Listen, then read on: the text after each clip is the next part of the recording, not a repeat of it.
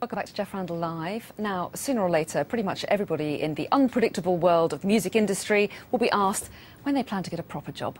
While the rock and roll lifestyle may be extremely attractive, far more often than not, it isn't very lucrative.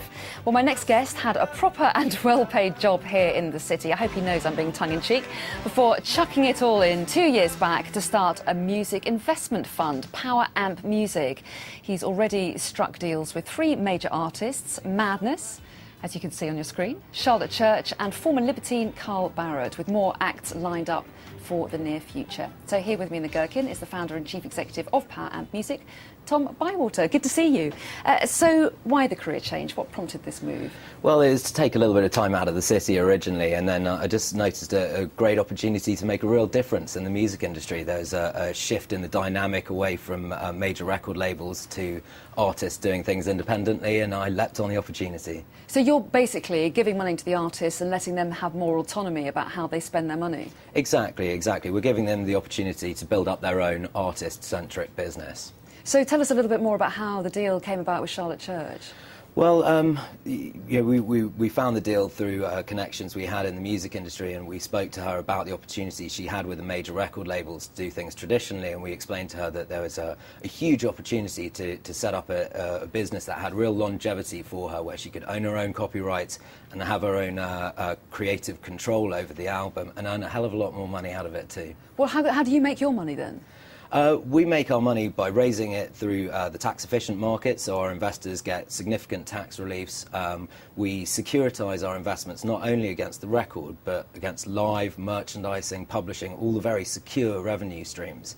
So we're able to take slightly thinner margins than the record labels, but overall we make a healthy return out of it. Because if you read the newspapers over the last couple of years, the death knell for the music industry has been sounded many times, hasn't it? Everyone's saying there's no money to be made anymore in the traditional music industry. Are they wrong? They're absolutely wrong. I think the common misconception is that the digital downloads have restricted record sales. But they have, haven't they? Illegal downloads have they really have, and impacted that's absolutely on record right. sales. But record sales is only one small part of the overall music industry.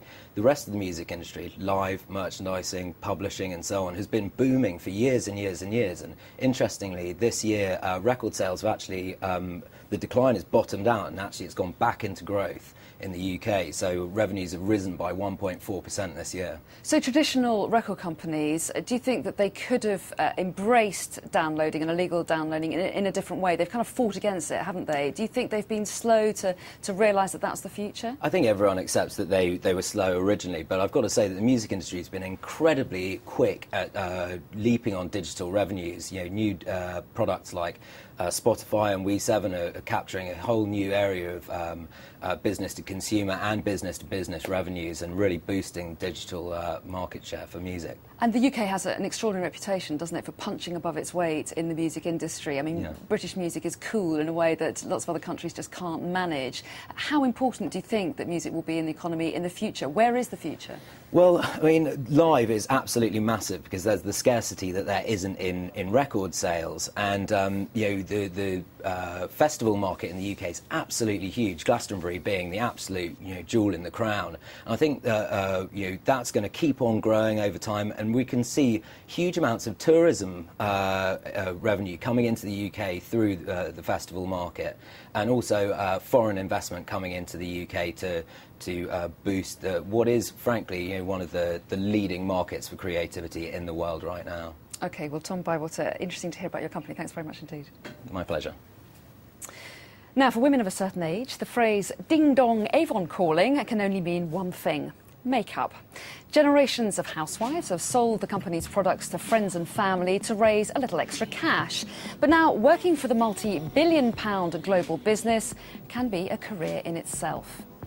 Now, Avon was established in America more than 120 years ago by a 28-year-old door-to-door bookseller, David McConnell, who gave out perfume to entice women to buy his books. The company now operates in over 100 countries through more than 6 million Avon ladies, as well as a few men. Now, globally, the business generates annual sales of £6.8 billion, and they also have profits close to £670 million. So here in the Gherkin with me now is Angela Tucker, who